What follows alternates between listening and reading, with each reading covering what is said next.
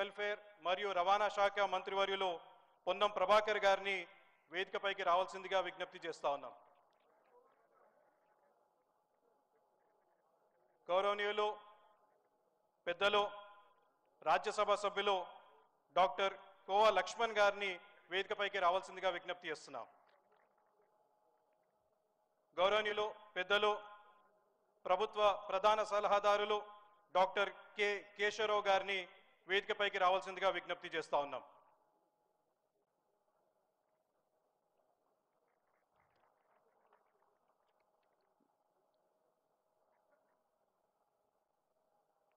ఈ కార్యక్రమము మనం మొదలుగా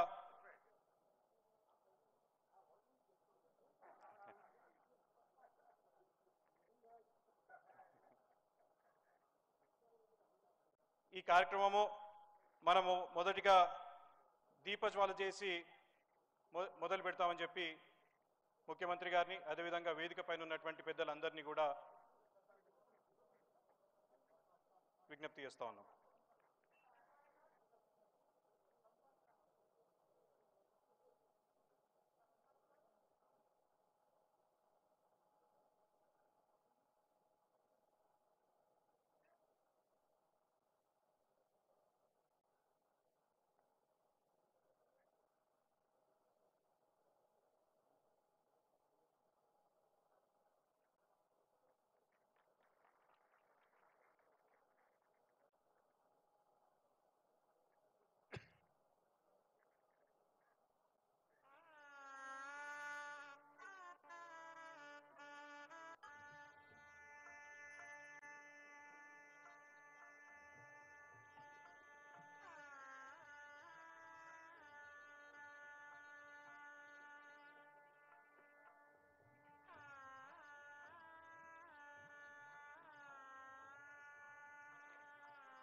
ఇప్పుడు మన తెలంగాణ రాష్ట్ర గీతం జయ జయ హే తెలంగాణ గీతం పాడడానికి అందరినీ నిలబడాల్సిందిగా విజ్ఞప్తి చేస్తాను. పాట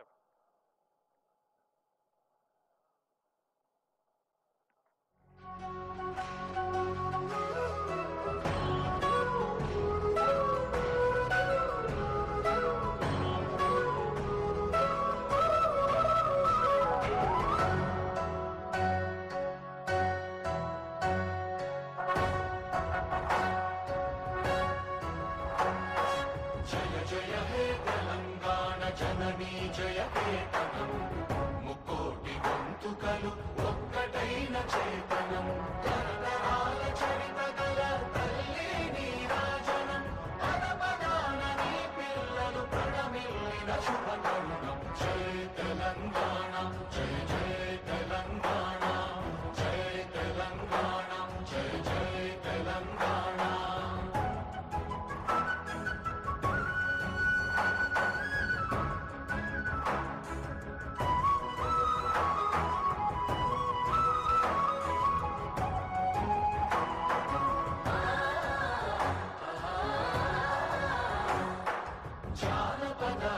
జీవన జావళీలు జానువార కవి గాయక వైతాళిక కళల మంజీరాలు జాతిని జాగృత పరచే గీతాల జనజాతర అనునిత్యము నీ గానం అమ్మ నీవే మా ప్రాణం. జయ తెలంగాణ జయ జయ తెలంగాణ జయ తెలంగాణ జయ జయ తెలంగాణ.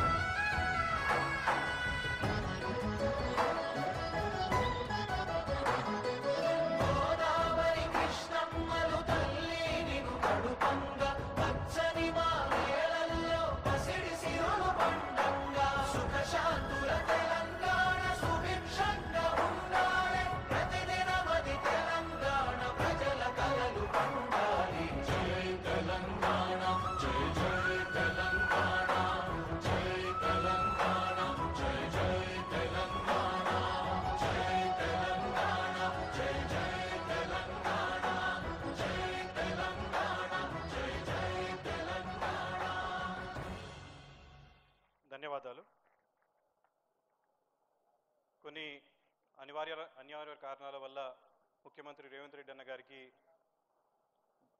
ఇంకొక కార్యక్రమం ఉండడం వల్ల తొందరగా వెళ్ళబోతున్నారు. కాబట్టి మొదలుగా మనము ఈ బుక్ని మనం అందరం కూడా రిలీజ్ చేసుకుందామని చెప్పి ఈ సందర్భంలో తెలియజేస్తా ఉన్నాను.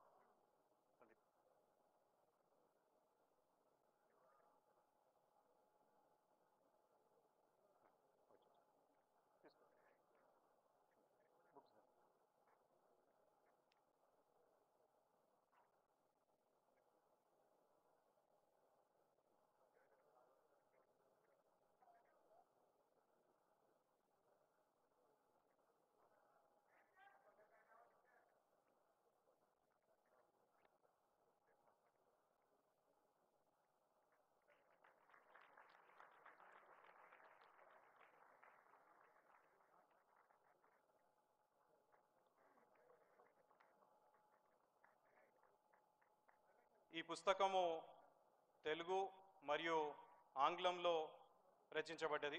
ఇప్పుడు మనము ఆంగ్ల పుస్తక ఆవిష్కరణ చేసుకోవడం జరిగింది.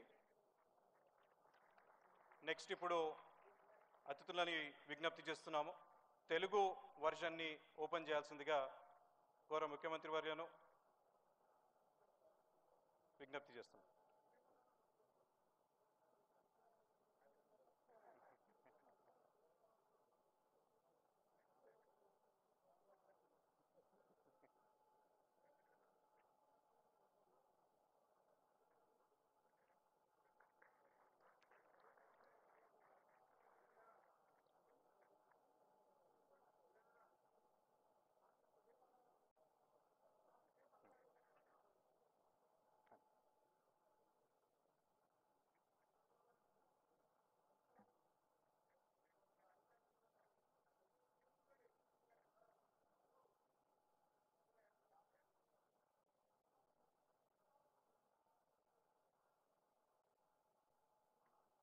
ఇప్పుడు నాన్నగారు దేవేందర్ గౌడ్ గారి తరఫు నుండి వారి అధ్యక్షతలో నడిచేటువంటి కార్యక్రమాన్ని పెద్దలు సీనియర్ ప్రొఫెసర్, ఒక హిస్టారియన్, తెలంగాణ చరిత్ర గురించి ఎంతో అద్భుతమైనటువంటి పుస్తకాలు రాసినటువంటి వ్యక్తి గౌరవనీయులు ప్రొఫెసర్ తిరుమలి గారిని ఈ కార్యక్రమాన్ని నడిపించాల్సిందిగా విజ్ఞప్తి చేస్తున్నాం.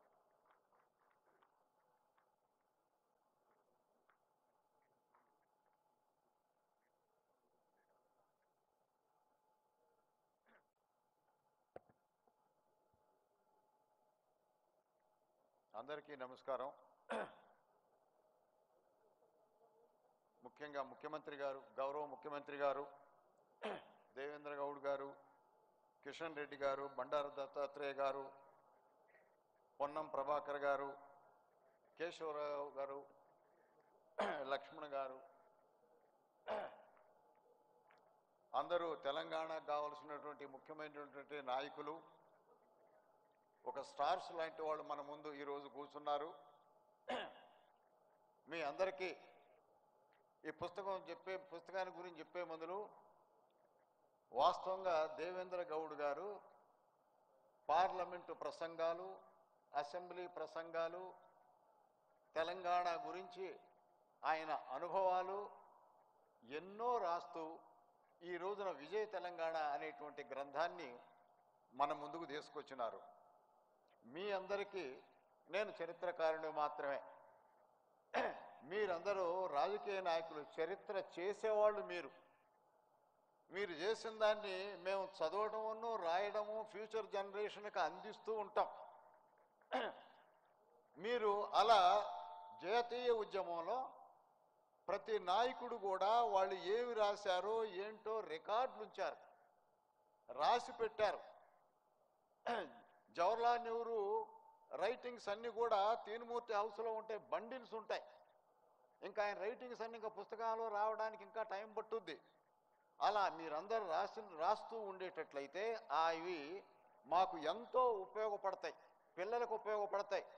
ఇప్పుడు ఈ పుస్తకాన్ని దేవేంద్ర గౌడ్ గారు రాశారు, డేట్లతో సహా ఎప్పుడు ఏం జరిగిందో అనేటువంటిది వివరించడం అనేటువంటిది ఏ విద్యార్థికైనా సులభంగా మన గతాన్ని గురించి ఈ రోజు ఉన్నటువంటి రాజకీయాన్ని గురించి, రాజకీయ వ్యవస్థను గురించి ఎంతో బాగా వివరించారు ఆయన. ఇప్పుడు వాస్తవంగా ఏంటంటే రాజకీయాలు రాసేది మేము రాసేదానికంటే ప్రజలకి సులభంగా అర్థం అవుద్ది. ప్రజలను దృష్టిలో పెట్టుకొని రాస్తూ ఉంటారు. తెలంగాణ అనేటువంటిది ఎలా ఏర్పడింది, తెలంగాణ ఒక ప్రాంతము, తెలంగాణ ఒక రాజ్యంగా ఏర్పడేటువంటి క్రమాన్ని రాశారు ఈ పుస్తకంలో. ఏ ఏ రాజవంశాలు వచ్చినాయి, ప్రజలు ఎలా జీవించారు, ప్రజలు ఎలా జీవనంలో పోరాటాలు చేశారు అనేటువంటి విషయాలు ఎన్నో రాసినారు. అవి వాస్తవంగా మీరందరూ కూడా రాస్తే మంచిది అని చెప్పేసి నేను అనుకుంటున్నాను.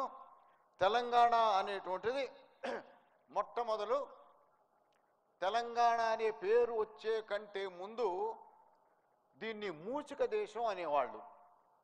మూచిక దేశం, మూచిక దేశం అంటే ఏమిటి అంటే ముసీ నది ప్రాంతంలో నివసించేటువంటి ప్రాంత జనాలకు సంబంధించింది అని. ముసీ నదిలోనే, ముసీ నది చుట్టుపక్కలనే సెటిల్మెంట్స్ ఉంటాయి. నీళ్లున్న కాడ సెటిల్మెంట్ ఉంటుంది, నీళ్ళు లేని కాడ సెటిల్మెంట్ ఉండదు. ఇప్పుడు నీళ్లు మన దగ్గర తెచ్చుకున్నాం, అప్పుడు మనం నీళ్ళ దగ్గర పోయి ఉండేవాళ్ళం. నీళ్లు లేకపోతే గ్రామం ఉండదు. ఒక చెరువు పక్కనో లేకపోతే ఒక స్ట్రీమ్ పక్కనో నీళ్లు సెటిల్మెంట్స్ ఉంటాయి. ఆ సెటిల్మెంట్ గ్రామాలు అవ్వడం జరిగింది. చిన్న చిన్న రాజ్యాలు ఉండేవి. శాతవాహనులు కానీ రాష్ట్రకూటులు కానీ ఒక్కొక్క ప్రాంతంలో ఒక్కొక్క చిన్న రాజ్యం ఏర్పడింది. ఆ రాజ్యాల అన్నిటినీ ఒక చోటికి తీసుకొచ్చి ఒక ప్రాంతంగా చేసి ఆ ప్రాంతాన్ని రాజ్యంగా చేసినటువంటి వాళ్ళు కాకతీయులు. అప్పుడు మొట్టమొదలు కాకతీయుల టైంలోనే 9, 10, 11, 12 శతాబ్దాల్లో తెలంగాణ అనేటువంటిది ఒక ప్రాంతంగా ఏర్పడి ఒక రాజ్యంగా ఏర్పడింది. అప్పుడు అందరినీ కలిపినటువంటి భాష తెలుగు భాష. తెలుగు అనేటువంటిది అప్పటికి ఏర్పడింది. అంతకుముందు ఒక్కొక్కళ్ళు ఒక్కొక్క రకమైనటువంటి ట్రైబల్ లాంగ్వేజ్ మాట్లాడుకుంటూ ఉండేటువంటి వాళ్ళు. ఈ తెలుగు మాట్లాడటం చేత ముస్లిం రూలర్స్ వచ్చిన వాళ్ళు ఈ ప్రాంతానికి పేరు పెట్టుకున్నారు. ఏంటంటే ముస్లిం ట్రావెలర్స్. తెలంగాణ ప్రాంతం, తెలంగాణ ప్రాంతం అంటే తెలుగు మాట్లాడేటువంటి వాళ్ళ ప్రాంతం అనేటువంటి దీనికి పేరు వచ్చింది. కాకతీయుల టైంలోనే పాలకురికి సోమనాథుడు ఈ ప్రాంతాన్ని గురించి వివరిస్తూ ఈ ప్రాంతానికి చరిత్రను రాసి పెట్టాడు కాకతీయుల టైంలో. అప్పటి నుంచి చరిత్ర బిగిన్ అయింది. ఆ తర్వాత ఈ అన్ని విషయాలు, చాలా విషయాలు ఇందులో ఉంటాయి. ఆ తర్వాత ఆంధ్ర పాలకులందరూ తెలంగాణ కాకతీయుల కిందికి ఆంధ్ర ప్రాంతం కూడా ఏర్పడింది. మొట్టమొదటిసారి ఆంధ్ర అనేటువంటిది ఎప్పుడు మొన్నటి దాకా తెలంగాణ ప్రాంతం కింద ఆంధ్ర ఉంటుండేది. కాకతీయుల టైంలో, కుతుబ్షాహీల టైంలో, నిజాముల టైంలో రాజ్యం ఇక్కడే ఏర్పడింది. వరంగల్లు, తర్వాత గోల్కొండ, తర్వాత హైదరాబాద్ నగరాల కింద దాదాపుగా ఒరిస్సా, సౌత్ ఒరిస్సా, నార్త్ తమిళనాడు, మొత్తం ఆంధ్ర కలిసి ఉండేదన్నమాట. అట్లా ఈ ప్రాంతం ఏర్పడింది. ఈ ప్రాంతంలో రాజ్యం ఏర్పడటానికి కారణం ఏమిటి అంటే దక్షిణ భారతదేశానికి ఉత్తర భారతదేశం నుంచేటువంటి దాడుల్ని ఆపుకుంటూ ఇక్కడ దీని ఉనికిని కాపాడటంలో భాగంగా తెలంగాణలో రాష్ట్రం ఏర్పడటం జరిగింది. ఇలాంటి విషయాలన్నీ కూడా దేవేంద్ర గౌడ్ గారు ఈ పుస్తకంలో ఆంధ్ర రాష్ట్రం ఏర్పడటం, తమిళనాడు నుండి విడిపోయి విశాలాంధ్ర ఏర్పడటం, తెలంగాణ ఆంధ్ర కలిసి విశాలాంధ్ర ఏర్పడటం, ఆ తర్వాత జెంటిల్మెన్ అగ్రిమెంట్ రావడం, తెలంగాణలో ఒక లైఫ్ ప్యాటర్న్ ఎలా వచ్చింది అనేటువంటి అన్నీ కూడా ఈ పుస్తకాల్లో ఒక రాజకీయ నాయకుడిగా తన అబ్జర్వేషన్ తెలుసుకుంటూ గతాన్ని ఎన్నో ఫ్యాక్ట్స్ మేము చాలా కష్టపడి కలెక్ట్ చేసుకుంటాం. ఆయన మరి ఎలా కలెక్ట్ చేశాడో డేట్లో సహా బ్రహ్మాండంగా రాశాడు. ఆయనకి ఖచ్చితంగా నేను చెప్పక తప్పదు, సెన్స్ ఆఫ్ హిస్టరీ ఉంది. మీకు జవహర్లాల్ నెహ్రూని చదివేటప్పుడు జవహర్లాల్ నెహ్రూకి సెన్స్ ఆఫ్ హిస్టరీ ఉంది. ఆయన చదువుకున్నాడు కేంబ్రిడ్జ్ యూనివర్సిటీలో. హిస్టరీ గురించి ఆయనకి చాలా ఇష్టం. అలాగే దేవేంద్ర గౌడ్ గారికి లోకల్ విషయాలన్నీ తెలుసుకొని అవన్నీ కూడా ఆయన యాక్టివ్గా పాలిటిక్స్ నుంచి వచ్చిన తర్వాత ఒట్టిగా కూర్చోకుండా ఇన్ని పుస్తకాలు రాశారు. ఆయన ఎన్నో విషయాలు రాశారు. ఆయన భావాలు ఏమిటో ఈ ప్రాంతం మీద, ఈ ప్రాంతంలో ఉండే వాటర్ సమస్య మీద, తెలంగాణ ప్రజల మీద, ఇక్కడున్న స్కూల్స్ మీద, ఇక్కడున్న విద్యార్థుల జీవన విధానం మీద, ఇక్కడ ఉండేటువంటి సమస్యల మీద అన్నిటినీ స్టడీ చేసి ఈ పుస్తకంలో వివరించారు. ఇది చాలా ఇంపార్టెంట్ అవటం. మేము రాసేది వేరు, మేము ఎవరిదో చేసిన దాన్ని రాస్తూ ఉంటాం. ఆయన చేసే క్రమాన్ని వివరించాడు. మేము ఇలా చేసుకుంటున్నాం, మాది ఇది, మేము ఇట్లా బ్రతికాం, మా ప్రజలు ఎలా ఉన్నారు అనేటువంటి ఫస్ట్ హ్యాండ్ ఇన్ఫర్మేషన్ అంటారు. చరిత్రకారుడు రాసేది ఫస్ట్ హ్యాండ్ ఇన్ఫర్మేషన్ ఉండదు, సెకండ్ హ్యాండ్ ఇన్ఫర్మేషన్, ఒకసారి థర్డ్ హ్యాండ్ ఇన్ఫర్మేషన్ కూడా ఉంటుంది. సో అలా కాకుండా రాజకీయ నాయకులు రాస్తూ ఉంటే అది మనం చూస్తూ ఉంటాం అన్నమాట. నేను ఎందుకు మాట్లాడితే నేను మీకు జవహర్లాల్ నెహ్రూ ఎందుకు చెప్తానంటే, ఎన్నో విషయాలు, బర్నింగ్ ఇష్యూలు జవహర్లాల్ నెహ్రూ రాసేవాడు. ఇస్లాం మీద రాశాడు, భగవద్గీత మీద రాశాడు, రష్యన్ రెవల్యూషన్ మీద రాశాడు. అట్లా రియాక్ట్ అవుతూ ఉంటారు, చదువుకుంటారు. వాస్తవంగా ఏంటంటే వాళ్ళకి అప్పుడు టైం ఎక్కువ, ఇప్పుడు రాజకీయ నాయకులు తక్కువ టైం ఉంటుంది. ఎందుకంటే రాజకీయం అనేటువంటి ఈరోజు రోజు చేసేటువంటి కార్యక్రమం, జాతీయ ఉద్యమంలో రోజు చేసే కార్యక్రమం కాదు రాజకీయం. ఎందుకంటే వాళ్ళు ఎప్పుడు జైలుకు పోతారో తెలియదు. ఇక జైల్లో కూర్చున్నారంటే రాసుకుంటూ కూర్చుంటారు, టైం దొరికేదన్నమాట. ఎప్పుడు నెహ్రూ లాంటి వాడు ఒక దుప్పటిని, ఒక జత గుడ్డల్ని బ్యాగులో పెట్టుకొని బయటికి పోతుంటాడు, ఎక్కడ అరెస్ట్ చేస్తారో తెలియదు. సో అట్లా వాళ్ళకి చదువుకొని కొన్ని పుస్తకాలు దగ్గర పెట్టు. బోల్డ్ అంత రిలీజన్ గురించి చదివాడు, మహాత్మా గాంధీ బోల్డ్ అంత చదివాడు. అలా చదివి ఎన్నో రాస్తారనమాట. అవన్నీ కొన్ని పబ్లిష్ అయినాయి, కొన్ని పబ్లిష్ కాలే, కొన్ని ఆబ్జెక్షనబుల్ అంటే పోలీసులు తీసుకుపోయి పెట్టారు. అవి వాళ్ళకి తెలవకుండా మేము చదువుతాం. పోలీసుల చేతిలో పడ్డాయి అనుకోండి, అవి మా చేతిలోకి వస్తాయి. ఆఖరికి వచ్చేసరికి మాకే వస్తాయి అవన్నీ. మీకు ఒక్కోసారి మీకు తెలవని విషయాలు కూడా మాకు తెలుస్తాయి, కొన్ని రహస్యాలు ఉంటాయి. మీ రాజకీయ నాయకులు నేను చెప్తున్నాను, మీ గురించి తెలవని రహస్యాలు మాకు తెలుస్తాయి. మీ గురించి కొన్ని రహస్యాలు ఏంటంటే కొంత వ్యవస్థల గురించి ఒక్కోసారి చెప్పకూడదు, మేము చెప్పకూడదని చెప్తారు. మాకు రికార్డు ఇచ్చేటప్పుడు మేము సంతకం పెడతాం, ఈ రహస్యం బయట పెట్టను అని చెప్పు. ఒకవేళ కేసు అయితే నువ్వే బాధ్యుడు అని మాకు రాయించుకుంటారు. కాబట్టి కొన్ని విషయాలు చెప్పకుండా ఉంటాం. బ్రిటిష్ వాడు ఇంట్రడ్యూస్ చేసిండు ఆ మెథడ్. ఎవరెవరు ఏమి చేస్తున్నారో ఎప్పటికప్పుడు తెలుస్తూ ఉంటుంది. అలాంటి ట్రెడిషన్ ఈ రోజు కూడా నడుస్తుంది. అలా ఉంటే మీ అంతటి మీరు రాస్తే ఎంతో ఉపయోగపడుతుంది. ఎన్ని విషయాలు రాశారో చూడండి దేవేంద్ర గౌడ్ గారు. ఆయన తెలియక ముందు కూడా ముఖ్యంగా దేవేంద్ర గౌడ్ గురించి ఇంకొకటి చెప్పుకోవాల్సింది ఏంటంటే, డెమోక్రసీ రెండో స్టేజీకి ఎంటర్ అయినప్పుడు రాజకీయాల్లోకి వచ్చారు. మొదటి స్టేజ్ ఎవరు? జాతీయ ఉద్యమంలో పార్టిసిపేట్ చేసిన వాళ్ళు. నెహ్రూ నాయకత్వంగా దేశం ఉన్నప్పుడు, నెహ్రూ గారు పోయిన తర్వాత, ఇందిరాగాంధీ గారు వచ్చిన తర్వాత రాష్ట్రాల్లో చదువుకొని మేధావులుగా వచ్చి రాజకీయ నాయకులుగా వచ్చిన వాళ్ళు కొత్త రీజనల్ పార్టీస్ 80s వచ్చినాయి. మొత్తం మన దగ్గర కాదు, మన దగ్గర తెలుగుదేశం వచ్చింది. అన్ని ప్రాంతాల్లో రీజనల్ పార్టీస్ వచ్చినాయి. అలా ఆ పార్టీస్ వస్తున్నప్పుడు మనకి వివరించారు. కాబట్టి ఏంటంటే ఈ పుస్తకం ప్రతి ఒక్కరూ చదువుకోవాల్సినది, కొనుక్కొని చదువుకుంటారు అని చెప్పేసి నేను అనుకుంటున్నాను. ఇప్పుడు మనం ఈ నాయకులందరూ మనకి ఏం చెప్తారో, మన గతాన్ని మన యొక్క ప్రస్తుతాన్ని గురించి కూడా ఇంతమందికి వివరించాలనేటువంటి మంచి అకేషన్ మనకి దేవేంద్ర గౌడ్ గారు మనకి ఇచ్చారు.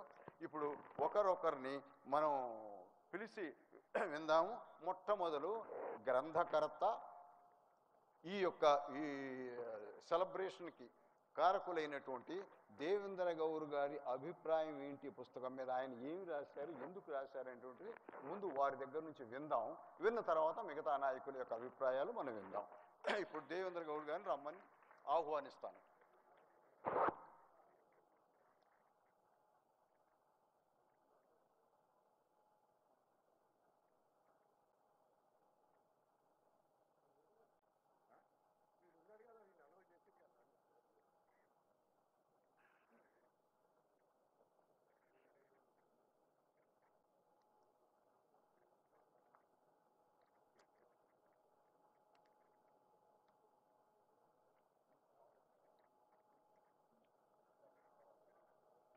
సభకు నమస్కారాలు.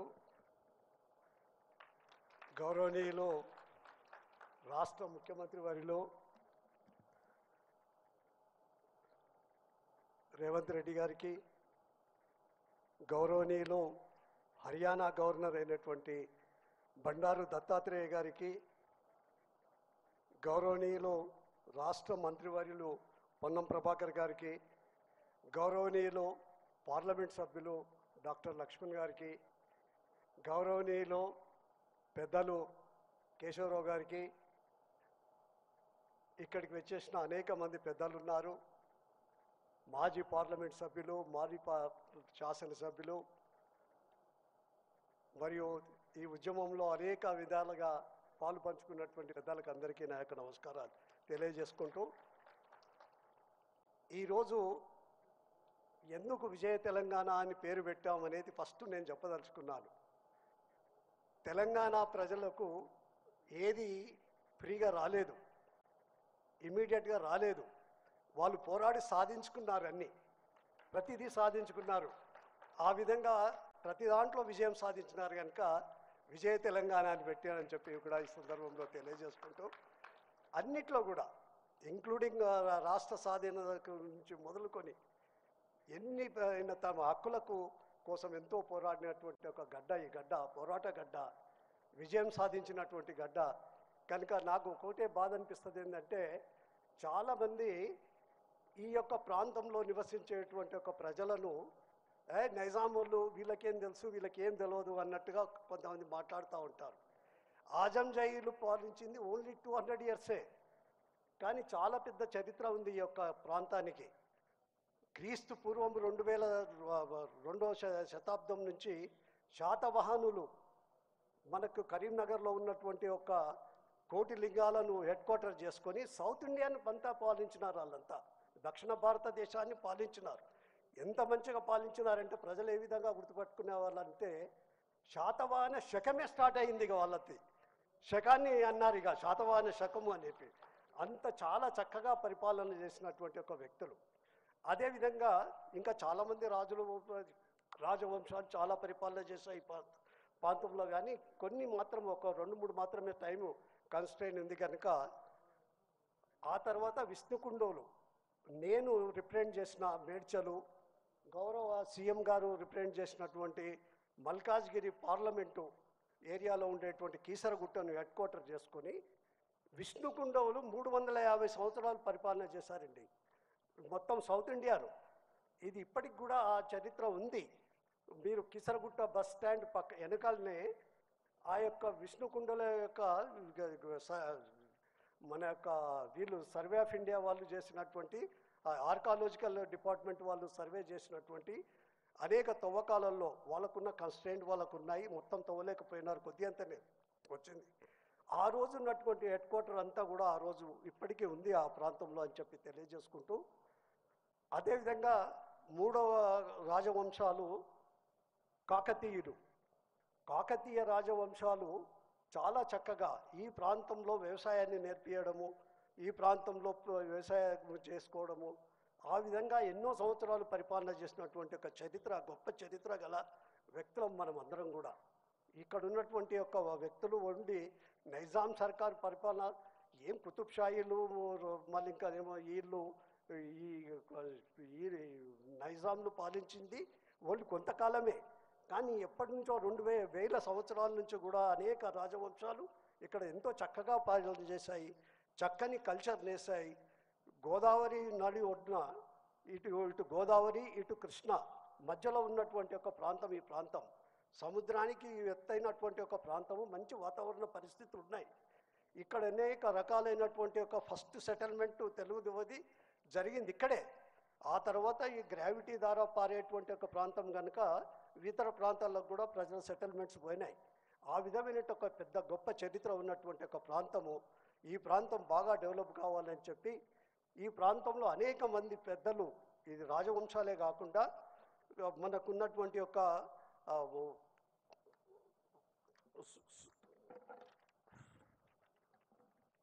కవులు, కళాకారులు,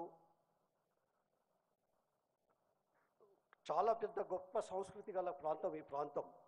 ఈ ప్రాంతంలో మనకున్నటువంటి యొక్క కవులు కళాకారులు కూడా ఎంతోమంది పోతన లాంటి వారు మనకున్న పోతన మరియు అదేవిధంగా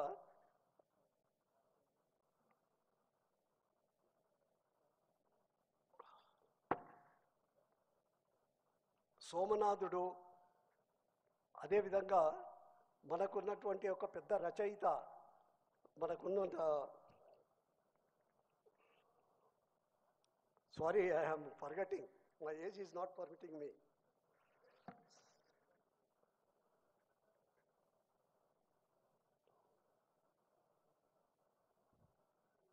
దాశరథి గారు, కాళోజీ గారు, అదేవిధంగా రీసెంట్లీ మనకు చూస్తుంటే మనకు ఉన్నటువంటి ఒక పెద్దలు సుద్దాల హనుమంతు ఆ రోజులలో తెలంగాణ సాయుధ పోరాటం, నేను సాయుధ పోరాటం అంటే ఒకటి జ్ఞప్తికి వచ్చింది, నేను చెప్పాలి ఇక్కడ. అప్పుడు ఏ విధమైన పరిపాలన జరిగింది అనేది కూడా మీకు తెలవాలా జనరేషన్కు. ఎంతో బాధపడ్డటువంటి యొక్క ఈ ప్రాంతంలో తమ సంస్కృతిని, తమ భాషను దాడి జరిగినా కాపాడుకోవడానికి ఇక్కడ ప్రజలు తప్పించి ఎంతో ప్రార్థన కాపాడుకున్నారు. అదేవిధంగా నేను ఒక ఎగ్జాంపుల్ చెప్తున్నాను. మా నాయన ఆ రోజు చిల్లర పైసలు అంతా ఇంత కుప్ప పెట్టుకొని, అప్పుడంతా చారానాలు, ఆటానాలు ఆ బిల్లలు ఉండేటివి, 10 చేసుకొని ఎంచుకుంటారు అనమాట. కొంత నేను చిన్న పిల్లవాడిని, నాకు కొద్దిగా జ్ఞప్తి కొంత ఎక్కువ లేదు ఇక. అయితే అతనికి సాయం చేయాలని చెప్పి అక్కడ కూర్చొని నేను అన్ని కుప్పలు పెడుతున్నా. పెట్టేటప్పుడు ఆయనను ఒకటి అడిగా, మనకెందుకు ఇన్ని పైసలు ఉన్నాయి కదా నీ దగ్గర, భూమి కొనుక్కోవచ్చు కదా, భూమి ఎందుకు లేదు మనకు అని చెప్పి అడిగితే ఆయన నాకు చెప్పాడు ఒకటి. ఆ రోజు మనకు నేను చూశాను, నేను కళ్ళారా, నువ్వు పుట్టలేదు అప్పటికే నేను చూశాను, బండలు పెట్టి ఈపుల మీద బండలు పెట్టి రైతాంగం దగ్గర పైసలు వసూలు చేసేవాళ్ళట. అంత సతాయించి వాళ్ళకు తిండి లేదు, ఏది లేదు. ఆ విధంగా పన్నును కట్టుకొని భూమి శిస్తు కట్టుకోవడానికి ఆ విధంగా చేసేవాళ్ళు. ఎవడంటే Nizam is the richest person in the world. రాజేమో richest person in the world. ప్రజల పరిస్థితి ఈ విధంగా ఉండేది. రైతులు ఇదే ఉన్నారు. వాళ్ళు ఉండి బెజారైపోయి ఈ యొక్క రైతాంగ పోరాటం స్టార్ట్ చేశారమ్మా. దానికి సుద్దాల హనుమంతు రాసేటప్పుడు బండి కట్టుకొని అని చెప్పి, అది it was a very popular song in the days. 400 మంది ఆ రోజు సాయుధ పోరాటంలో చనిపోయినారని అంటే సామాన్యులు. ఆ విధమైనటువంటిది ఎంతోమంది వీరాది వీరులు ఉన్నటువంటి ఒక ప్రాంతం ఈ ప్రాంతము. మనకున్నటువంటి యొక్క ఇటు కొమరం భీం కానివ్వండి, ఇటు మన ఈ పెద్దలు ఎంతోమంది పెద్దలు ఉన్నారు ఇక్కడ. వారందరూ కూడా మన సర్వాయి పాపన్న, అదేవిధంగా గౌరవ చాకలి ఐలమ్మ, మరి ఇంకా మన ఈ దొడ్డి కొమరయ్య, ఇలాంటి వ్యక్తులు ఎంతోమందిని మనం చూసాం. వారందరూ కూడా ఎన్ని పోరాటాలు చేసి ఫైనల్గా విజయం సాధించుకున్నారు. ఆ విధమైనటువంటి యొక్క కార్యక్రమాలు ఇదంతా కూడా జరిగింది. అదేవిధంగా ఈ యొక్క చరిత్ర అనేది ప్రతి ఒక్కరికి, your root is very important. Roots తెలవాలి మీకు అందరికి కూడా. గౌరవ ముఖ్యమంత్రి గారు ఇక్కడే ఉన్నారు. నేను వాళ్ళు రిక్వెస్ట్ చేస్తున్నాను, హైదరాబాద్లో ఎక్కడైనా సరే, నాకైతే మీరు ఆలోచన చేయండి, ఒక లండన్ తరహాలో అక్కడెక్కడైతే మ్యూజియం ఉందో ఆ విధంగా ఒక మంచి మ్యూజియం ఏర్పాటు చేసినట్టయితే బాగుంటుంది. మీరు ఆలోచన చేయాలని చెప్పి తెలియజేసుకుంటూ, ముఖ్యంగా ఇప్పుడు మనకు హైదరాబాద్ నగరానికి హుస్సేన్ సాగరు ఒక వరం లాంటిది. హైదరాబాద్ నడ ఒడ్డున ఉన్నటువంటి ఒక హుస్సేన్ సాగర్, ఆ ప్రాంతంలో మనకి ఖజానా పైన పెద్ద భారం పడకుండా ఆ ప్రాంతంలో ఒక కేబుల్ కార్ ఒకటి ఏర్పాటు చేసి మనకున్న ఎందుకంటే దక్షిణ ప్రాంతం బాగా ఇంప్రూవ్ అయింది హుస్సేన్ సాగర్కు, కానీ ఉత్తర ప్రాంతంలో పెద్ద ఇంప్రూవ్మెంట్ అనుకున్నంత జరగలేదు ఇంకా. ఆ ప్రాంతంలో సంజీవయ్య పార్కును ఎట్లయితే సింగపూర్లో మనకు మంచిగా ఉందో ఒక హ్యాంగింగ్ గార్డెన్ లాంటిది తయారు చేసి, అదే ప్రాంతం లోపల ఫుడ్ కోర్ట్స్ అవన్నీ కూడా ఏర్పాటు చేసి, మీరు అదే ప్రాంతంలో కానివ్వండి, లేదా ఇక్కడ ఇప్పుడు ఉందో లేదో నాకు తెలియదు నాకు, కానీ అప్పుడు నేను చూసింటి ఇక్కడ ఈ హైమాక్స్ పక్కకు ముందు మన ఈ సెక్రటరియట్ వెనకాల విద్యుత్ యొక్క కార్పొరేషన్ యొక్క స్థలం ఉంది, అదే ప్రాంతంలో అయినా దీంతో 2 లాభాలు జరగబోతున్నాయి. భవిష్యత్ తరాలకు ఈ యొక్క మనకు చరిత్ర అంతా కూడా తెలిసి వస్తుంది. అదేవిధంగా టూరిజం పాయింట్ ఆఫ్ వ్యూ ఈ దేశ విదేశాల నుంచి కూడా చాలామంది టూరిస్టులు వస్తారు. దాంతో గవర్నమెంట్ యొక్క ఇన్కమ్ కూడా చాలా పెరుగుతుంది. నేను వారిని రిక్వెస్ట్ చేసేది మొత్తం మంచి కట్టియండి, మొత్తం చరిత్ర అంతా కూడా అందులో కూడా ఎగ్జిబిట్ చేయండి. అదేవిధంగా ఇది అటానమస్గా ఉండేటట్టు ఉండాలి, ఎందుకంటే ఎప్పటికీ మీరు ఉండరిగా ఎవరో వస్తేనే ఇట్ ఈస్ అ డెమోక్రసీ, ఇది రావాలి, చేంజ్ అనేది వస్తూనే ఉంటుంది. అప్పుడు చేంజ్ వచ్చినప్పుడు ఎవడన్నా స్వార్థపరుడు వచ్చింది అనుకోండి, హిస్టరీ అంతా వాందే పెట్టుకోగలుగుతాడు. కనుక ఇట్ షుడ్ బి అటానమస్గా ఉండేటట్టు ఉండాలని చెప్పి తెలియజేసుకుంటూ, ఆ విధంగా ఇటువంటి ఒక కార్యక్రమాన్ని చేయాలని చెప్పి తెలియజేసుకుంటూ ఐఎమ్ వెరీ హ్యాపీ. ఇప్పుడు మనం ఇక్కడ చాలామంది రోలర్స్ ఉన్నారు, మీరు ఒకటి గట్టికి పెట్టుకోండి, we missed industrial revolution in the days. కానీ ఇప్పుడు ఇన్ఫర్మేషన్ టెక్నాలజీ రివల్యూషన్ వచ్చింది ఆల్రెడీ. కనుక దాన్ని నాకు సంతోషం ఏంటంటే ఇటు కేంద్రంలో రాష్ట్రంలో కానివ్వండి, ఈ మొత్తము ఇంటర్నెట్ రేపు రాబోతున్న ఇప్పుడు ఆల్రెడీ వచ్చింది కనుక ఏఐ పైన చాలా దృష్టి పెట్టి ఇది మొత్తం చాలా చేంజెస్ రాబోతుంది. ఎంత చేంజెస్ రాబోతుంది అంటే భవిష్యత్తులో తరం వారు బిఫోర్ ఏఐ ఎట్లా ఉండే సొసైటీ, ఆఫ్టర్ ఏఐ ఎట్లా ఉంది అనేది పరిస్థితి వస్తుందని చెప్పి తెలియజేసుకుంటూ దానిపైన బాగా కాన్సన్ట్రేట్ చేయండి, బాగా కాన్సన్ట్రేట్ చేస్తున్నారని చెప్పి తెలియజేసుకుంటూ నేను ఎక్కువ సమయం తీసుకోకుండా గౌరవ పెద్దలకు అందరికీ కూడా ఇది భవిష్యత్తులో నేను ఏది ఆశించి రాయలేదు, ఇదంతా కూడా నాకు అవసరం కూడా లేదు. ఇప్పుడు ఈ ఏజ్లో నేను వావద్దం ఆడాల్సిన ప్రతి అక్షరము ప్రతి ఒక్క సెంటెన్సు అది హిస్టరీలో జరిగిందే రాశానని చెప్పి తెలియజేసుకుంటూ భవిష్యత్ తరాలకు ఇవంతా కూడా తెలవాలి. మనం ఇది విధంగా యొక్క ఇన్సల్ట్ కాకూడదు, ఇంత చరిత్ర ఉండి కూడా మనము అన్నిట్లో తెలియాలని చెప్పి తెలియజేసుకుంటూ సెలవు తీసుకుంటా ఉన్నాను.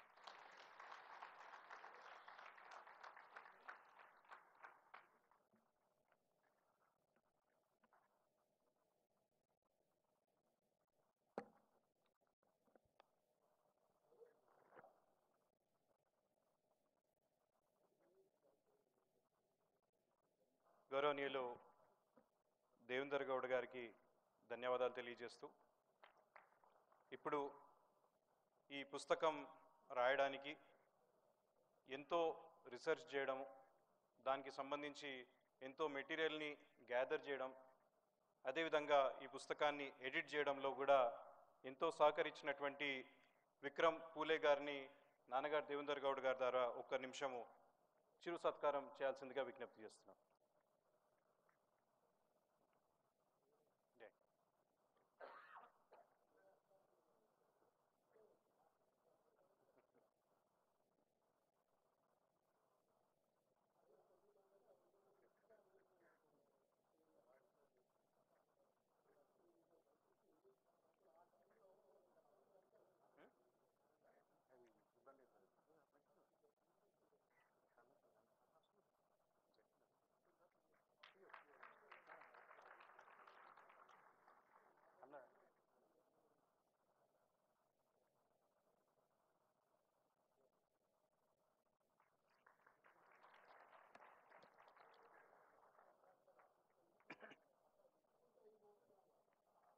ధన్యవాదాలు. అదేవిధంగా ఈరోజు ఈ పుస్తకావిష్కరణ కార్యక్రమంలో ఎంతోమంది పెద్దలు మన మధ్యలో ఉన్నారు. వారందరికీ కూడా ముఖ్యంగా ధన్యవాదాలు తెలియజేసుకోదలుచుకున్నాను. ముఖ్యంగా పెద్దలు విహెచ్ హనుమంతరావు గారు, అదేవిధంగా పెద్దలు మధు యాష్కి గారు, పెద్దలు వివేక్ వెంకటస్వామి గారు, పెద్దలు పాషం యాదగిరి గారు, అదేవిధంగా పెద్దలు బండారు విజయలక్ష్మి గారు, పెద్దలు కంచె ఎల్లయ్య గారు, పెద్దలు లంకల దీపక్ రెడ్డి గారు, రోహిన్ రెడ్డి గారు, పెద్దలు ఎంపీ గారు అనిల్ కుమార్ యాదవ్ గారు, పెద్దలు వేం నరేందర్ రెడ్డి గారు, పెద్దలు వన్నాల రాములు గారు, గౌరవనీయులు పెద్దలు ఎన్ రామచంద్రరావు గారు, వీరితో పాటు ఎంతోమంది కవులు కళాకారులు, నాన్నగారితో పాటు ఎంతో ఈ రాజకీయ ప్రస్థానంలో వారితో పాటు నడిచినటువంటి చాలామంది ఈరోజు మన మధ్యలో ఉన్నారు. ఈ కార్యక్రమానికి వారు వచ్చినందుకు వారందరికీ కూడా ధన్యవాదాలు తెలియజేస్తూ, సమయభావం వల్ల ముఖ్యమంత్రి గారికి ఇంకొక కార్యక్రమము ఉందనడం వల్ల వారు మొదలు మాట్లాడి ఆ తర్వాత ఆ కార్యక్రమానికి వెళ్ళేది ఉంది కాబట్టి వారిని మొదలు మాట్లాడాల్సిందిగా కోరుతా ఉన్నాం. ధన్యవాదాలు.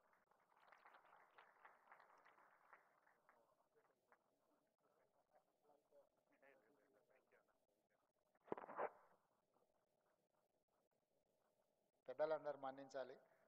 నాకు వాస్తవంగా ఢిల్లీకి వెళ్ళేది ఉన్న ఫ్లైట్ టైం అవుతుంది, అందుకోసమని మా పెద్దలు దత్తాత్రేయ గారిని లక్ష్మణన్నను గంట ముందే మాట్లాడేవాళ్ళే అని విజ్ఞప్తి చేసిన. ఏదేమైనా నేను వ్యక్తిగతంగా చాలా అభిమానించే గౌరవించే నాయకులలో దేవేందర్ గౌడ్ గారు మొదటి స్థానంలో ఉంటారు. వారు స్వయంగా వారి అనుభవాలను క్రోడీకరించి భవిష్యత్ తరాలకు ఒక పుస్తక రూపంలో వారు అందించడం, ఆ పుస్తక ఆవిష్కరణ కార్యక్రమానికి నేనే ముఖ్య అతిథులుగా దత్తాత్రేయ గారితో పాటు రావడం రాజకీయ జీవితంలో ఎప్పటికీ గుర్తుండిపోయే గొప్ప సందర్భం ఇది. ఈ కార్యక్రమంలో నాతో పాటు బండారు దత్తాత్రేయ గారు, పెద్దలు కేశవరావు గారు, రాజ్యసభ సభ్యులు డాక్టర్ లక్ష్మణ్ గారు, సహచార మంత్రివర్గ సభ్యులు పొన్నం ప్రభాకర్ గారు, పెద్దలు వి హనుమంతరావు గారు, మధు యాస్కి గారు, ఇతర పెద్దలందరూ ఈ కార్యక్రమంలో పాల్గొని దేవేందర్ గౌడ్ గారి యొక్క అనుభవాలను సంక్షిప్తంగా, వారి అనుభవాలు వారి స్వీయ చరిత్ర కాదు, వారు రాసిన అనుభవాలు తెలంగాణ ఉద్యమ సందర్భంలో ప్రజల కోణంలో జరిగిన తెలంగాణ ఉద్యమం గురించే ఆ విజయ తెలంగాణలో పొందుపరిచిందని నేను వ్యక్తిగతంగా భావిస్తున్నాను. ఎందుకంటే తెలంగాణ చరిత్ర,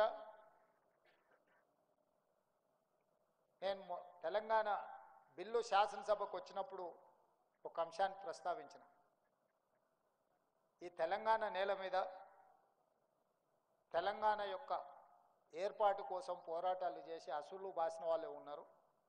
అసూలు బాసిన వాళ్ళు, అమరులు అయిన వాళ్ళు, వాళ్ళ గొప్పతనాన్ని, వాళ్ళ పోరాట స్ఫూర్తిని వాళ్ళు లెక్కించుకోలేరు. అలాంటి వాళ్ళు వేలాది లక్షలాది మంది ఈ నేల మీద పుట్టినరు, ఈ నేల మీద అమరులైనరు. కానీ విజయం సాధించినప్పుడు కొంతమంది ఆ చరిత్రను తమ గొప్పతనంగానో తమకు అనుకూలంగానూ మలుచుకుంటారు. కాబట్టి ఈరోజు ఉమ్మడి ఆంధ్రప్రదేశ్ శాసనసభలో తెలంగాణ యొక్క చరిత్రను, పోరాట స్ఫూర్తిని, సాయుధ రైతాంగ పోరాటం నుంచి ఆ తర్వాత 69 కానీ, లేకపోతే 96లో తెలంగాణ జనసభ ఉద్యమం కానీ, లేకపోతే 2001లో కానీ వివిధ సందర్భాలలో తెలంగాణ ఉద్యమంలో పాల్గొన్న విద్యార్థిని ఉద్యమకారుల గురించి చర్చ జరగాలి, ఈ చరిత్రను లెక్కించాలి అని ఆ రోజే నేను శాసనసభలో ప్రస్తావించిన. ఈ మధ్యకాలంలో కూడా ఏదో సందర్భంలో నేను అన్నా, ఒక వ్యక్తి, ఒక కుటుంబము, ఒక రాజకీయ పార్టీ మొత్తం తెలంగాణ చరిత్ర అనే విధంగా చిత్రీకరించడానికి కొంతమంది ప్రయత్నం చేస్తున్నారు. అది వాస్తవం కాదు. తెలంగాణ ఉద్యమంలో ప్రత్యక్షంగా పాల్గొన్న వాళ్ళు వాళ్ళ అనుభవాలను తెర ముందు జరిగింది, తెర వెనకాల జరిగిన విషయాలను క్రోడీకరించి రాసితే మన భవిష్యత్ తరాలకు ఈ సమాచారం, ఈ సందేశం చేరాలి అని వారు కోరుకున్నారు. ఈరోజు పెద్దలు దేవేందర్ గౌడ్ గారు రాసిన ఈ పుస్తకంలో తప్పకుండా ఆనాటి తెలంగాణ ఉద్యమ సందర్భంగా జరిగిన సంఘటనలు కావచ్చు, ఒక్కొక్క సందర్భంలో తెలంగాణ అంశాన్ని ప్రస్తావించడానికి, తెలంగాణ అంశం మీద మాట్లాడడానికి జరిగిన ఇబ్బందులు కూడా ప్రత్యక్షంగా ఉన్న వాళ్ళకే తెలుసు. ఇప్పుడు చెబితే అది పెద్ద అంశంగా కూడా కనిపించకపోవచ్చు, కానీ ఆ రోజుల్లో ఆ విషయానికి అంత ప్రాధాన్యత ఉండే. ఆ రోజు దేవేందర్ గౌడ్ గారు తీసుకున్న నిర్ణయం ఒక సాహసోపేతమైన నిర్ణయం. ఎందుకంటే రాజకీయ పార్టీలో యజమానితో పాటు సమానంగా అన్ని రకాల అధికారము, హక్కులు, గౌరవం ఆ రోజు పెద్దలు దేవేందర్ గౌడ్ గారికి ఉండే. ఆ రోజు వారు ఉన్న పార్టీలో నాయకుడు ఎంత చలామణి అవుతుండేనో దేవేందర్ గౌడ్ గారు కూడా సరి సమానంగా నాయకుడితో పాటు ఆ రోజు చలామణిలో ఉండే. వారి ఆర్థిక పరిస్థితి నేను చెప్పాల్సిన పని లేదు, వాళ్ళ రాజకీయ నేపథ్యం, వారు పొందిన పదవులు నేను చెప్పాల్సిన పని లేదు. వాస్తవంగా వారికి అవసరం లేదు, వారికి ఉన్న నేపథ్యానికి వారికి ఉన్న జరుగుతున్నాయి. కానీ వారు వాటన్నిటిని పక్కన పెట్టి ఈ సందర్భంలో నా పాత్ర నేను నిర్వహించాలి. తెలంగాణ ఈరోజు ఈ పదము పలకకుండా ఈ పదాన్ని ముందుకు తీసుకెళ్ళకపోతే ఈ సమాజానికి అన్యాయం జరుగుద్ది, నాకు వ్యక్తిగా నష్టం జరిగినా కష్టం వచ్చినా ఈ విధానంలో ముందుకెళ్ళాలని వారు ధైర్యంగా ముందుకు వచ్చారు. ఆ రోజు పాశం యాదగిరి గారు, చాలామంది మిత్రులు వారితో పాటు కలిసి నడిచిన వాళ్ళు, పనిచేసిన వాళ్ళు చాలామంది ఉన్నారు. ఎన్నో ఒడిదుడుకులను వారు ఎదుర్కొన్నారు. నిజంగా వారు చాలా లగ్జరీ లైఫ్ని వారు ఆ రోజు సాక్రిఫైస్ చేసింది. ఎందుకంటే ఇది ఏ తీరానికి చేరుతుందో తెలియదు, ఏ రూపాంతరం చెందుతుందో తెలియదు. తెలంగాణ రాష్ట్రం వచ్చింది కాబట్టి ఈరోజు ఇక్కడ ఉన్న వాళ్ళందరూ రాష్ట్రం వచ్చింది కదా అనే ఒక సంతోషంలో ఉన్నారు. కానీ ఒకవేళ రాష్ట్రం రాకపోయి ఉంటే రాజకీయ పరిణామాలు వేగవంతంగా మారి ఊహించని పరిణామాలు రాజకీయాల్లో వచ్చినుంటే వారు నిర్మించుకున్న మొత్తం భవిష్యత్తే గందరగోళం పోయి ఉండే. అయినా పర్వాలేదు అని చెప్పి ఆ రోజు పెద్దలు దేవేందర్ గౌడ్ గారు తెలంగాణ ఉద్యమంలో ముందున్నారు. ఇదే విధంగా గోదావరి జలాల ద్వారానే తెలంగాణ రాష్ట్రం సస్యశ్యామలం అవుతుంది. వేలాది టీఎంసీలు సముద్రంలో కలుస్తుంటే పాలకుల నిర్లక్ష్యం తెలంగాణకు తీరని అన్యాయం చేస్తుంది. ఖచ్చితంగా గోదావరి జలాల ద్వారానే ఈ తెలంగాణను సస్యశ్యామలం చేయాలని వారు పాదయాత్ర చేయడం ద్వారానే ఆనాటి ప్రభుత్వం మీద ఒత్తిడి వచ్చి ఎప్పటి నుంచో డిమాండ్ ఉండే. అంతకంటే ముందు పెద్దలు విద్యాసాగరరావు గారు కూడా గోదావరి జలాలు ఇచ్చంపల్లి ప్రాజెక్టులను చేపట్టాలని వారు ఒక ప్రయత్నం చేశారు. వారి ప్రయత్నం ప్రజలకు అంశాన్ని చేరింది, కానీ ఆ ప్రయత్నం ఆ సమస్యను పరిష్కరించలే. కానీ పెద్దలు దేవేందర్ గౌడ్ గారు ఎప్పుడైతే గోదావరి జలాలను తెలంగాణలో పారించాలి అని చేసిందో ఆ ఒత్తిడి ఫలించింది. ఆ రోజు ప్రాణహిత చేవెళ్ళ ప్రాజెక్టును ఆనాటి ప్రభుత్వం చేపట్టి దాదాపుగా ఎక్కడో తుమ్మిడిహెట్టి దగ్గర ఉన్న ప్రాజెక్టును చేవెళ్ళ వరకు, వికారాబాద్ వరకు, తాండూరు వరకు నీళ్లు తరలించాలనే ప్రాజెక్టుకు ఆ రోజు పునాది రాయబడ్డది. ఆ పోరాటంలో దేవేందర్ గౌడ్ గారు ఆ పాదయాత్ర ప్రభుత్వాల మీద ఒత్తిడి వచ్చింది. ప్రభుత్వాలు నిర్ణయం తీసుకునే ప్రభుత్వాలు ఆ ప్రాజెక్టును చేపట్టాల్సిన పరిస్థితి వారి పాదయాత్రతో వచ్చింది. ఆ తర్వాత వాళ్ళు తీసుకున్న నిర్ణయాలలో ప్రధానంగా తెలంగాణ అంటే టీజీ అనే పిల్లల బండ్ల మీదనే కాదు, వాళ్ళ గుండెల మీద కూడా ఆ రోజు రాసుకున్నారు. తెలంగాణను టీజీ రూపంలో రాయాలి అని ఆ రోజు దేవేందర్ గౌడ్ గారు తీసుకున్న రాజకీయ నిర్ణయమే టీజీ. కానీ తెలంగాణ రాష్ట్రం వచ్చిన తర్వాత ప్రజల గుండెల్లో శాశ్వతంగా ఉన్న టీజీ కాస్త టీఎస్గా మారింది. కానీ నాకు అవకాశం వచ్చినప్పుడు ప్రజల గుండెల్లో శాశ్వతంగా ఉన్న టీజీనే తెలంగాణలో ఉండాలి అని చెప్పి టీఎస్ను మళ్ళీ టీజీగా మార్చి, రాష్ట్ర ప్రభుత్వం మారిస్తే మారదు, కేంద్ర ప్రభుత్వం కూడా దాన్ని ఆమోదించాలి, దాన్ని గెజిట్ నోటిఫై చేయాలి. కేంద్ర ప్రభుత్వం దగ్గరకు కూడా వెళ్ళి ప్రధానమంత్రి గారిని, కేంద్ర హోంశాఖ మంత్రి గారిని కలిసి ఎంహెచ్ఏ నుంచి నోటిఫై చేయించి ఈరోజు ప్రజల గుండెల్లో శాశ్వతంగా ఉన్న టీజీ ఈరోజు టీజీగా ప్రజలు కోరుకున్న విధంగా వచ్చింది అని అంటే అది వారు ఆ రోజు ఆలోచన చేసిండ్రు, ఈరోజు మేము అమలు చేసినాం. నేను టీజీ చేసినప్పుడు మొట్టమొదట టీజీ చేయాలని ఆలోచన చేసినప్పుడు పెద్దలు దేవేందర్ గౌడ్ గారే నాకు గుర్తొచ్చారు. ఆ రోజు వారు టీజీని గోడల మీదనే కాదు గుండెల మీద రాపిచ్చిండ్రు. ఈరోజు తెలంగాణ ప్రజలు కోరుకున్నట్టుగా టీజీ అని. ఇంతకుముందు మనం విన్న జయ జయ హే తెలంగాణ 10 సంవత్సరాలు నీవురు గప్పిన నిప్పులాగా ఉండే. రాష్ట్రీయ గీతంగా తెలంగాణ ఉద్యమంలో మనం తెచ్చుకుందాం అనుకున్నాం, పాడుకున్నాము, ఆడుకున్నాము. తెలంగాణ వస్తే మొట్టమొదట తెలంగాణ రాష్ట్రీయ గీతమే మొదటి నిర్ణయం అవుతుంది అనుకున్నాం. కానీ 10 సంవత్సరాలు నివురు గప్పిన నిప్పులా కొలిమిలో అట్లానే ఉంటే దాన్ని వెలికి తీసి ఊది ఈరోజు ఆ నిప్పు ఈరోజు ప్రజలందరి దగ్గర తీర్చే విధంగా జయ జయ హే తెలంగాణ రాష్ట్రీయ గీతంగా, రాష్ట్ర అధికారిక గీతంగా మన ప్రభుత్వం నిర్ణయం తీసుకున్నది. ఇవన్నీ ప్రజల వైపు నుంచి ఉన్న ఆలోచన. ఇందులో నా ఆలోచన ఏం లేదు, నా కోరిక ఏం లేదు. జయ జయ హే తెలంగాణకు నేను ఆథర్ని కాదు, లేకపోతే దాని స్పాన్సరర్ని కూడా కాదు. రాసినవాడు, పాడినవాడు, ప్రజలకు తీసుకెళ్ళిన వాళ్ళు వందలాది వేలాది మంది త్యాగాలు చేసిన వాళ్ళు ఉన్నారు. అది శాశ్వతంగా చరిత్ర పుటలలో ఉండాలన్న ఒక ఆలోచనతోటే మేము ఆ జయ జయ హే తెలంగాణను అధికారిక గీతంగా చేసినాం. వీళ్ళనేగా తెలంగాణ ఉద్యమంలో చరిత్రకారులు, తెలంగాణ ఉద్యమంలో సర్వం కోల్పోయిన కుటుంబాలు ఉన్నాయి. అందులో బండి యాదగిరి గారు కావచ్చు, చాలామంది పేర్లు నిన్నమని ఒక 9 మంది ప్రముఖులను గద్దరన్న నుంచి మొదలు పెడితే పాశం యాదగిరి వరకు 9 మంది ప్రముఖులు తెలంగాణ కోసం సర్వం కొట్టిరు. ఈరోజు వారి వయసు పూర్తిగా ఆరోగ్యము క్షీణించిన పరిస్థితి, ఆర్థికంగా వాళ్ళ గురించి నేను చెప్పాల్సిన అవసరం లేదు.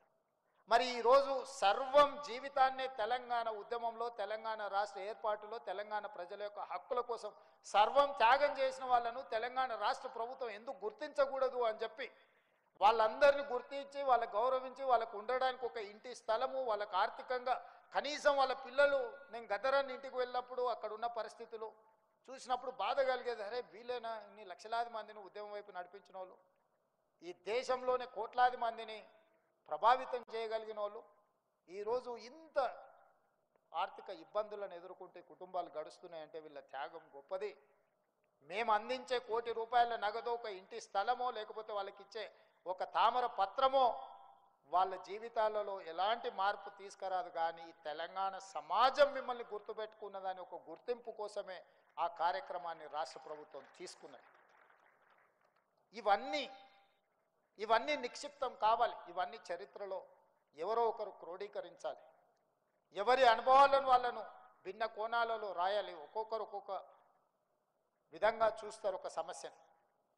అదేవిధంగా శాసనసభలో చర్చ జరిగేటప్పుడు ఒకప్పుడు దేవేందర్ గౌడ్ గారు లైబ్రరీలో వచ్చి కూర్చొని గంటల కొద్దీ ప్రిపేర్ అయ్యి, సివిల్స్కు ప్రిపేర్ అయ్యేటోళ్ళకంటూ కూడా ఎక్కువ ప్రిపేర్ అయ్యి, ఒక్క పదం కూడా తప్పు మాట్లాడొద్దమ్మా, మనం తప్పు మాట్లాడితే మొత్తం సమస్యనే పక్కదారి పడుతుంది. మనం 10 అంశాలు ప్రస్తావించి 9 కరెక్ట్గా మాట్లాడి ఒక తప్పు మాట్లాడితే ఎదురుగున్నవాడు ఒక్క తప్పును చూపించి ఇగో ఈ తప్పు చూపిస్తున్న మిగతా 9 కూడా అట్లాంటివి అన్నప్పుడు మొత్తం మన కృషి అంతా దెబ్బతింటుంది. కాబట్టి ప్రతిదీ వాస్తవాలనే చట్టసభలలో మాట్లాడాలి అని ఒక విద్యార్థిలాగా వారు కూర్చొని లైబ్రరీలో ప్రిపేర్ అయ్యేటోళ్ళు నేను చూసినాం సొంతంగా. ఇంతకుముందు వీరేందర్తో నేను అన్న, దేవేంద్ర అన్న కొడుకులతో నాకు మన సంబంధం. వీరేందర్ అన్నాను కొంచెం ముందు వస్తే ఆ డిస్ప్లేలు అన్నీ చూసి ఉండొచ్చు అని నేను అన్న, వీరేందర్ అవన్నీ మీరు చూడాలి, ఎందుకంటే ఆ టైంలో మీరు చదువుకుంటూ ఉంటుంది, మీరు వ్యాపారాలు చేసుకుంటుంటారు. మేము దేవేందర్ అన్నతోనే ఉన్నాం కాబట్టి నాకేం అక్కర్లేదు, నాకు అన్నీ గుర్తున్నాయి.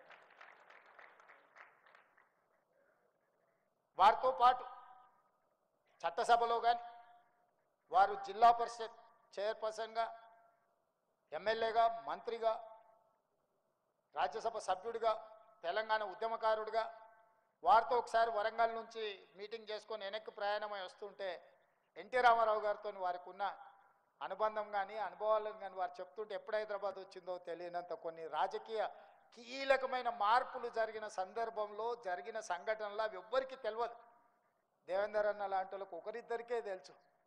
అట్లాంటి విషయాలు చెప్తుంటే రాజకీయాలలో ఈ అనుభవాలు ఏదైనా కొనుక్కోవచ్చు, అనుభవాన్ని కొనుక్కోలేము. అనుభవం అన్నిటికంటే రిచెస్ట్ థింగ్.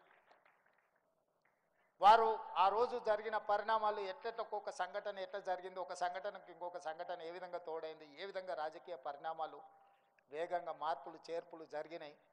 ఎన్టీ రామారావు గారికి ముందుకు వెళ్ళాలంటే ఆ గంభీరమైన పర్సనాలిటీ ముందు నాకు భయం. రేవంత్ ఆయన ఎదురుగా పోయి నిలబడాలంటే కూడా ఆ రోజు ధైర్యం లేకుండే.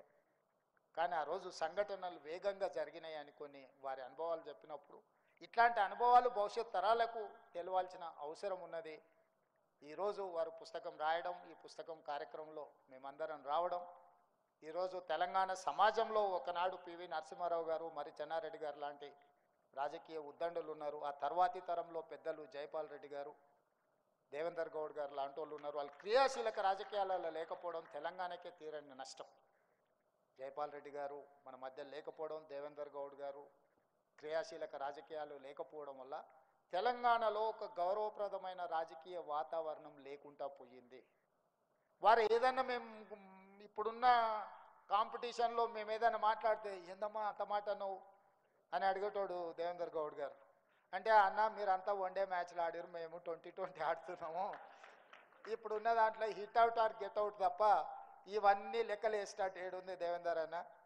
పాతకాలంలో టెస్ట్ మ్యాచ్లకు ఆడిర్రు జైపాల్ రెడ్డి గారు, పివి నరసింహారావు గారు, మరి చెన్నారెడ్డి గారు. ఆ తర్వాతి తరం మీరు వన్డేలు ఆడిర్రు అన్న, ఇప్పుడు మేము 2020 ఆడుతున్నాము. కాబట్టి ఈ విషయాలు ఇప్పుడు ఇంకా అంటే అంతేనా అమ్మ, ఇట్లయితే ఎట్లమ్మా మీరందరూ ఆ చట్టసభలు అంటే ఎవరైనా అబద్ధం చెప్తే కూడా ఆయనకు ఆశ్చర్యం. చట్టసభలలో అరే అమ్మ హౌస్లోకి ఇంత అబద్ధం మాట్లాడతాడు ఏందే, బయట ఏమైనా మాట్లాడిండంటే అర్థం ఉంది కాదని. అంటే ఆ సభకు అంతా గౌరవించేవాళ్ళు. వారి ఉపన్యాసం పాతది మీరు ఎప్పుడైనా వినండి, సెటైర్ ఉంటుంది, సర్కాజం ఉంటుంది, హ్యూమర్ ఉంటుంది, కంటెంట్ ఉంటుంది. కానీ ఈరోజు చట్టసభలలో మాట్లాడేటోళ్ళని చూడండి, ఎన్ని తిట్లు తీటినో, ఎంత సెటాగా తీటినో, ఎంత ఎదురుగున్నోళ్ళని అవమానించే విధంగా కించపరిచే విధంగా మాట్లాడినాం అనే పోటీ జరుగుతుంది. ఇది తెలంగాణ సమాజానికి మంచిది కాదు. మీరు అనుకోవచ్చు అన్న బాగానే చెప్తున్నాను కానీ మరి నీ సంగతి ఏందని. నేను మీ అందరికి చేసే విజ్ఞప్తి ఏంటంటే ఆటనే అట్లున్నది, అట్లా ఆడకపోతే నేను అవుట్ అవ్వాల్సి వస్తుంది. అట్లాంటి ఆట మేము ఇష్టం ఉండి ఆడడం లేదు. నాకు చాలా ఏళ్ళు కలిసి పనిచేసిన అనుభవం పెద్దలు దత్తాత్రేయ గారితో లక్ష్మణన్నతో కలిసి పెరిగి అంటే వాళ్ళ ముందర పెరుగుకుంటూ వచ్చినాం. దేవేందర్ గౌడ్ గారితో కలిసి పనిచేసినాం. ఆనాడు ఉన్న రాజకీయాలు లేకపోతే విధానాలు, ఒక ఆర్గనైజేషన్ కమిట్మెంట్స్ ఇవన్నీ డిఫరెంట్ లెవెల్లో ఉండే. ఈరోజు ఉన్న పరిస్థితి ఇట్లా తయారయ్యింది. కాకపోతే నేను ఈ కాంపిటీషన్లో ఉండాలనుకుంటున్నా, గెలవాలనుకుంటున్నా కాబట్టి కొన్ని నాకు ఇష్టం లేకపోయినా కష్టంగా అనిపించింది. ఎందుకంటే నా పాత 2009 నుంచి 14 అసెంబ్లీలో స్పీచెస్ చూడండి. మొట్టమొదటి బడ్జెట్ రాజశేఖర రెడ్డి గారు ప్రవేశపెట్టినప్పుడు చంద్రబాబు నాయుడు గారి తర్వాత నేనే ఇనిషియేట్ చేసిన బడ్జెట్ డిస్కషన్ని. 92 మంది ఎమ్మెల్యేలు 5-6 సార్లు ఎమ్మెల్యేలు గెలిచిన వాళ్ళు ఉంటే కూడా ఫస్ట్ టైం ఎమ్మెల్యేగా నేను బడ్జెట్ డిస్కషన్ని ఇనిషియేట్ చేసి చాలా అంశాల మీద రాజశేఖర రెడ్డి గారు లేచి చెప్పుకోలేని పరిస్థితి, చాలాసార్లు లేచి రిప్లై చేయాల్సిన పరిస్థితి కల్పించిన. అంటే అంశాలను అన్నింటిని కూడా చేసి ప్రాంతానికి కానీ లేకపోతే ప్రజలకు కానీ జరిగిన నష్టాల మీద విశ్లేషణ చేసుకుంటూ మాట్లాడిన మొదటిసారి ఎమ్మెల్సీ అయినప్పుడు చుక్కా రామయ్య గారితో, ప్రొఫెసర్ నాగేశ్వర్ గారితో అట్లాంటి వాళ్ళతో కలిసి పనిచేసి చదివి అవగాహనతో మాట్లాడాలనుకున్న వాళ్ళతో కలిసి పనిచేసిన. పోను పోను పోను పోను అది ఎట్లా తయారైంది అంటే ఇప్పుడున్నట్టుగా తయారైంది. ఇప్పుడు ఎట్లుందనేది నాకంటే మీకు అందరికీ ఎక్కువ తెలుసు. చిన్నపిల్లలు టీవీ ఎందుకు చూస్తారా, మార్చే ఛానల్ మారుస్తుండే రాజకీయ నాయకులు వస్తానే పరిస్థితి తెలంగాణ రాజకీయాలలో దాపురించింది. ఇది ఎక్కడో ఒక దగ్గర మార్పుకు మనం పునాది వెయ్యాలి. ఎక్కడో ఒక దగ్గర అలాంటి వాళ్ళను ఎక్కడో ఒక దగ్గర నిలువరించడానికి ప్రయత్నం చేయాలి. ఏది ఏమైనా తెలంగాణలో విలువలతో కూడుకున్న ప్రజా సమస్యల మీద పోరాటం చేసే నాయకత్వాలు ముందుకు రావాలి. ఎంత పెట్టుబడి పెట్టినాం, ఎంత లాభం వచ్చిందనే లెక్కలు తగ్గాలని కోరుకుంటూ దేవేందర్ గౌడ్ గారు రాసిన పుస్తకాన్ని ఆవిష్కరించే అవకాశం కలిగినందుకు నాకు చాలా ఆనందంగా ఉంది. ఇది ఒక గౌరవము. చాలా పుస్తకాలు ఏవో ఆవిష్కరిస్తుంటాం, అవన్నీ మనకు మనస్ఫూర్తి మనకు మనసాక్షిగా ఒక మంచి కార్యక్రమాన్ని పాల్గొనమని అనిపించవచ్చు, అనిపించకపోవచ్చు. కానీ దేవేందర్ గౌడ్ గారు రచించిన ఈ విజయ తెలంగాణ పుస్తకాన్ని ఆవిష్కరించడాన్ని నేను ఒక గౌరవంగా భావిస్తూ మీ అందరి దగ్గర సెలవు తీసుకుంటున్నా. ధన్యవాదాలు మిత్రులారా.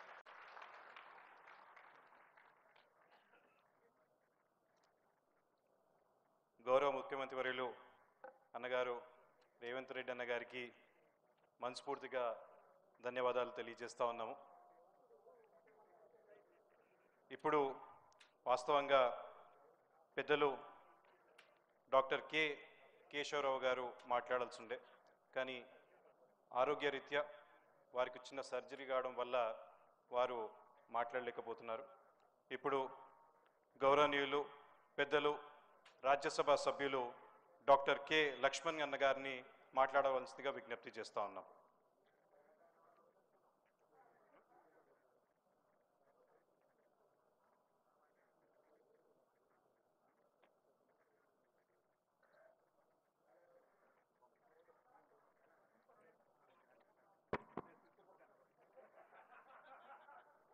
గౌరవ ముఖ్యమంత్రి వర్యులు శ్రీ రేవంత్ రెడ్డి గారు, గౌరవనీయులు హర్యానా గవర్నర్ పెద్దలు బండారు దత్తాత్రేయ గారు, ఈనాటి విజయ తెలంగాణ పుస్తక రచయిత పెద్దలు దేవేందర్ గౌడ్ గారు, పెద్దలు రాష్ట్ర ప్రభుత్వ సలహాదారు డాక్టర్ కేశవరావు గారు, సోదరులు రాష్ట్ర మంత్రివర్యులు ప్రభాకర్ గౌడ్ గారు,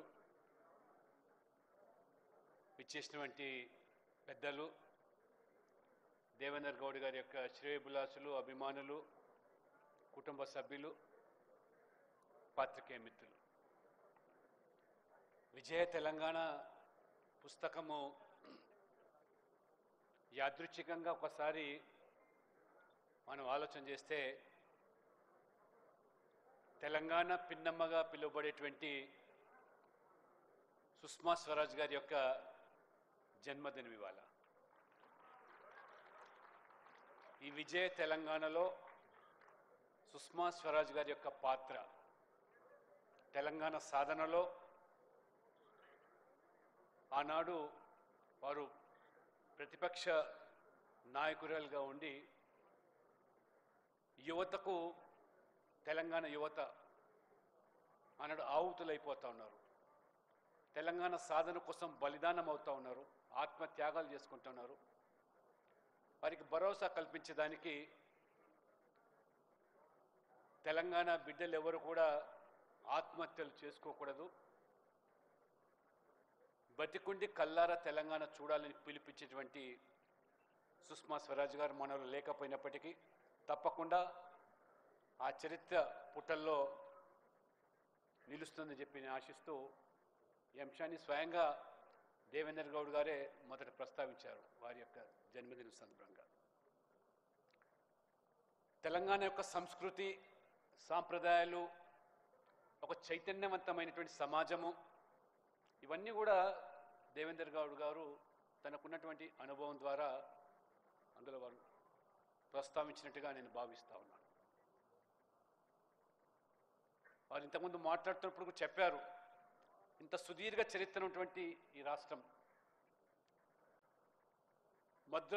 మద్రాసు రాష్ట్రం నుంచి ఉమ్మడి ఆంధ్రప్రదేశ్గా మరి ఏర్పాటైనప్పుడే తెలంగాణకు జరిగిన అన్యాయం, ఆ రకంగా తొలి దశ మలి దశ ఉద్యమము, తెలంగాణ అనేక మంది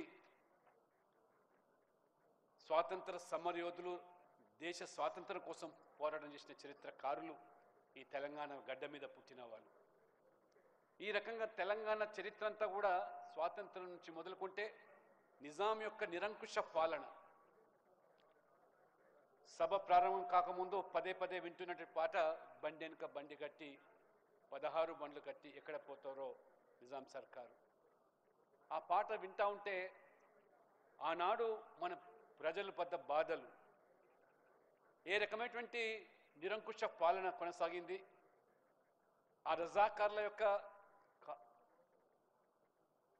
అత్యాచారాలు, ఆకృత్యాలు, దౌర్జన్యాలు, దమనకాండ, అనేక మంది తిరుగుబాటు చేసి చాకలి ఐలమ్మ మొదలుకొని, వీరనారి చాకలి ఐలమ్మ మొదలుకొని, దొడ్డి కొమరయ్య, అదే రకంగా కొమురం భీం, షోయబుల్లా ఖాన్ ప్రముఖ పాత్రికేయులు ఏ రకమైనటువంటి తిరుగుబాటు చేసి ఒక చైతన్యవంతమైన సమాజం తెలంగాణలో కొట్లాడి సాధించుకునే తప్పితే ఏది కూడా అప్పనంగా వచ్చింది లేదనేది బహుశా పుస్తకంలో మనం చదివి ఉంటాం.